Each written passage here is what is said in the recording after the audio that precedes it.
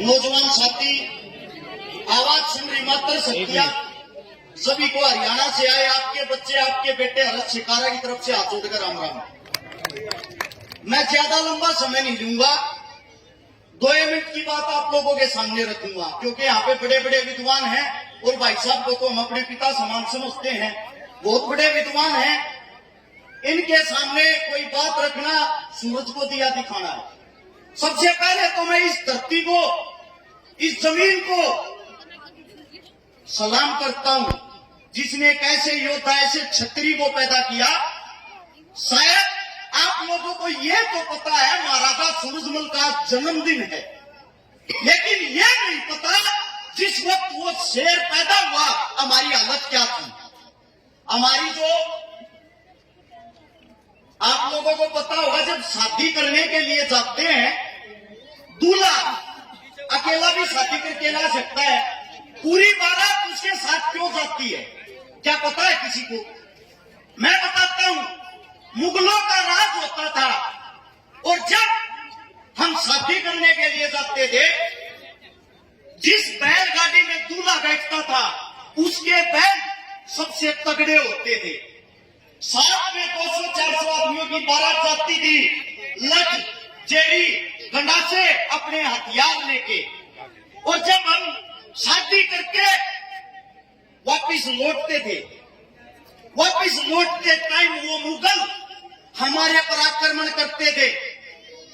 जब वो हमारे पर आक्रमण करते थे, जो हमारे नौजवान होते थे वो अपने हथियारों से मुगलों को रोकते थे, और जो बैल थे उनको जोर का नारा दिया जाता था, जिसको सुनते ही वे घर से पहले नहीं रुकते थे।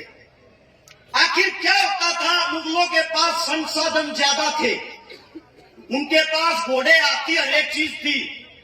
वो हमारी बारात को, हमारी बहन बेटियों को डोली से उठा लेते थे, और डोली से उठाकर जिस रियासत का जो भी मुगल राजा होता था, पहली रात हमारी बहन बेटी को उन कुत्तों के साथ बितानी पड़ती थी। आज भी रिवाज है, हम जब हमारे घर पे शादी होके बच्चा अपनी पत्नी को लेके आता, हम थोड़ा कोले पे पानी डालते हैं, उसका मतलब ये होता भाई शांति से, परमात्मा के आशीर्वाद से हमारी पत्नी ठीक ठाक हमारे घर पहुंच गई। और जो हमारी माताएं, ताई, काकी होया करती, वे जब वो मुगल वहां कुकर्म दुष्कर्म करता, बाहर बैठ के देड़ियों पे कोड़े को सलाती थी, हे भगवान हमारी बेटी, हमारी पत्नी, हमारी बच्ची की रक्षा करना। उस वक्त बहुत कम उम्र की बच्चियों की शादी की जाती थी, 12, 14, 15 साल की, और उनके साथ वो मुगल वो क्रूरता करते थे, उनके साथ अनर्थ करके, अन्याय करके 1 दिन, 2 दिन, 3 दिन उनके साथ बुरा कर्म करके हमारे को देते थे, अपनी पत्नी को अब ले जाओ। ऐसा समय था मेरे साथियों, ऐसा समय, ऐसी एक कहानी हुई थी हरदौल नाम की। मेरे भाई साहब ने थोड़ी देर पहले बातें बताई, मैं सुन रहा था, माफ करना भाई साहब, हो सकता हमारी थोड़ी बात अलग हो, आपकी अलग हो, लेकिन आपसे ही सीखी है। जब मुगल राज था उस वक्त एक विद्वान पंडित मुगल राज में रहता था, उसकी पत्नी उसकी रोटी देने के लिए आती थी डेली।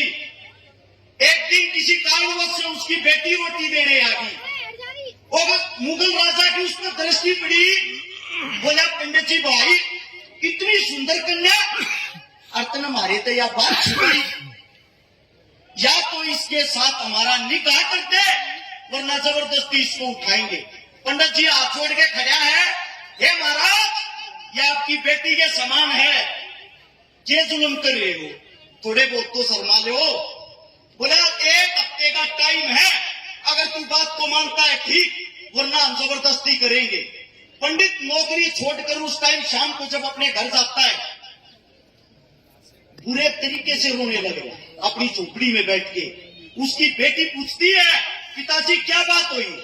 जब अपनी बेटी को ये बातें बताता तो पूरा कुनबा 2 दिन से रो रहा, और मुगल ने देखा पंडित आया नहीं, तो अपनी बेटी ने देखा बादशाह, उसकी झोपड़ी को चारों तरफ से सेना घेर लेती है, और घेर के मुगल बोलता है या तो निकाह कर वरना मैं अपने तरीके से करवाऊंगा। बेटी हाथ जोड़े खड़ी है, मैं मुस्लिम नहीं होंगी, मैं हिंदू हूं, हिंदू ही रहूंगी। जबरदस्ती उस बेटी को उठाकर अपने जेल में डाल देते हैं, उसको पीटते हैं, उसके साथ अत्याचार करते हैं। जब वहां पे एक वाल्मीकि माता जी जो सफाई करती थी, उसने बताया बेटी तेरी मदद एक आदमी कर सका है, इस धरती पर अगर इस टाइम कोई शेर है तो महाराजा सूरजमल है। तू अपनी आवाज अपनी बात उसकी पहुंचा दे, मेरे तक चिट्ठी लिख के दे दे और महाराजा को चिट्ठी जाकर मैं दूंगी। यह बात सुनते उसने अपने खून से उस बेटी ने चिट्ठी लिखी और वह चिट्ठी उस बहन ने उनके घर पहुंचाई और घर पहुंचाकर महाराजा सूरजमल के पास उसकी मां रोती हुई आई, आंखों खड़ी, महाराजा साहब हमारी इज्जत को बचा लो। महाराज ने बोला भाई सबसे पहले इस बहन की बात सुनो। महाराजा साहब को बताई मुगलों ने ऐसे ऐसे मेरी बेटी को कैद कर रखा है और ये कहानी हो रखी है। महाराजा उसी टाइम चिल्लाया, अपने वीरपाल गुजर जो उसका सबसे मजबूत इंसान था उसको बोला वीरपाल दिल्ली के दरबारों में जा और बोल या तो बेटी को छोड़ दे वरना युद्ध करने को तैयार हो जा।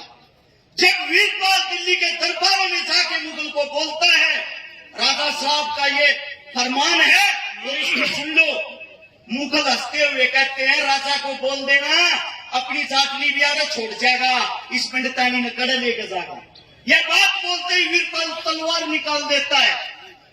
वहां पे उनका राजपाट था, वीरपाल को वहीं वे मार देते हैं। यह खबर जब राजा को पता लगा, राजा ने कहा तैयार हो जाओ, अब बात इज्जत की आगी। साथ में महारानी को ले जाके गुड़गांव अपनी फौज को डांटता है और संदेशा देता है बोल मुगलों को महाराज आया है और साथ में अपनी सातनी को भी ले आया है, जिसकी मां ने दूध पिलाया है सातनी को रख के दिखा दो। बहुत ही भयंकर जब वहां पे युद्ध हुआ, युद्ध होने के बाद 1 मिनट में मुगल बहुत ही कमजोर हुआ करते, तल बदल के महाराज क्या कहा छोड़ ला के और महाराज को सौगंध दी, महाराज गौ माता की सौगंध हम आपकी सारी बात मानना, बेटी ने छोटा है हमने बकस दो। अब निकल रहे महाराज गौ माता को भी अपनी मां मानते थे। महाराज उस बात पे पिघल गया, उस बेटी को छुटवाया, बेटी को लेके आया, अपने हाथों से उस पंडित बेटी का कन्यादान किया। कन्यादान करने के बाद महाराज को दावत देने के नाम पर वही रख लिया और धोखे से उन मुगलों ने हमारे शेर पर वार किया। आज उस शेर को हम याद तो कर रहे हैं, लेकिन मैं ये चाहता हूं इस कहानियों से ये भी सीखो, जो हमारा महाराज सूरजमल था वो अकेला जाटों का महाराज नहीं था, उसने सबकी मदद की। आज मैं भी अपने महाराज से यही बातें सीखते हुए आपके बीच में कह 104 उन बेटियों की शादी करवा चुका हूं जिनके माता पिता नहीं है। 21 करोड़ रुपए की उनकी मदद कर चुका हूं जिनके घर में खाने के लिए आटा तक नहीं है। अपने जवानों के लिए, अपने किसानों के लिए सैकड़ों आंदोलन कर चुका हूं और जब तक जिएंगे अपने महाराज की तरह ऐसे ही आगे बढ़ते रहेंगे। आज बड़ा डरा हुआ, आपने प्यार प्रेम से हमारी बातें सुनी, कोई बात हमारे मुंह से अगर गलत निकल गई हो माफी चाहता हूं। अपने बेटे अपने बच्चे को इतना समय दिया, आपका दिल की गहराई से धन्यवाद। राम राम। धन्यवाद भाई हर्ष जी।